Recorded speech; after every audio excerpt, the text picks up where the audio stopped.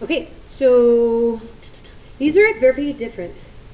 In fact, I'll go ahead and do both because we're practicing and getting ready for our final exam.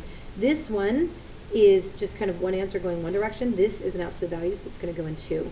So for this here, I always like to have my x's positive if I can, so I'm going to move the x's over here, which will be 5x, and then I'll move everything else over. So this is a negative 3 that when I move over becomes a positive 3. So 7 plus 3 is 10.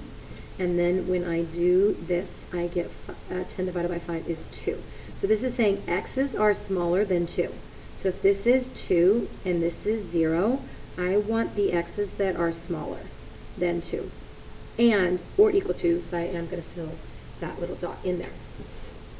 For this one here, the stuff inside can be greater than 7. Actually, I'm not even going to do greater than or equal to.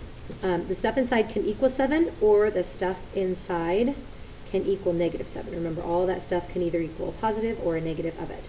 So we get 5x equals 4, and x equals 4/5, and 5x equals negative 10, and x equals negative 2. So I have 4/5 and a negative 2.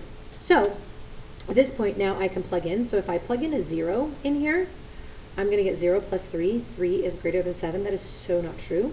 So I must want the stuff that's outside there, but I'm going to just check to make sure. So let's plug in like negative 3.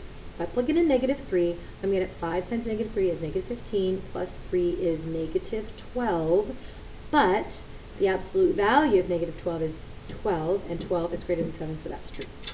So I don't want to have it equal to, but I do want it greater than as well as less than.